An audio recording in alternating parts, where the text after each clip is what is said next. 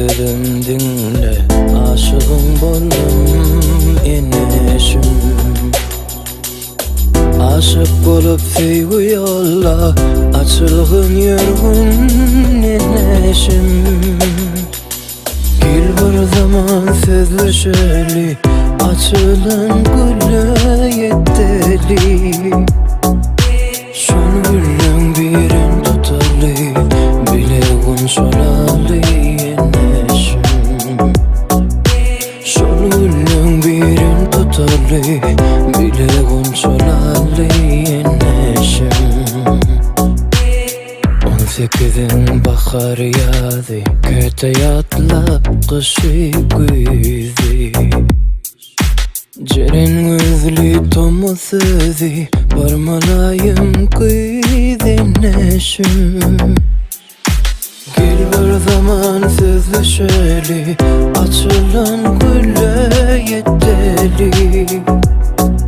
Şol gülün birin tutalı, bileğin şolalı yeneşim.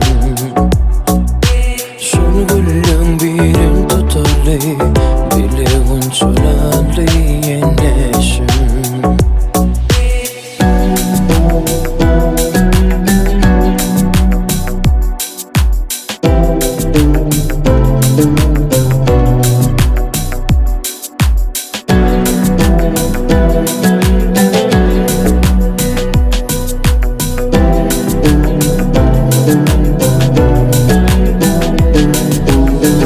Aşığın tarif etti, nedir gerçek aşka yaktı.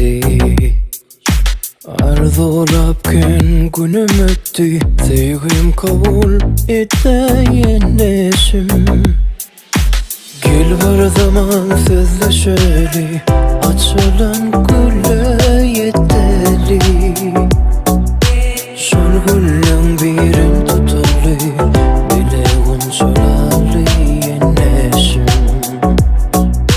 Şol gülün birin tutalı, bileğin şolalı yeneşim. Gel bir zaman sözleşeli, açılan gülle yetteli. Şol gülün birin tutalı, bileğin şolalı yeneşim.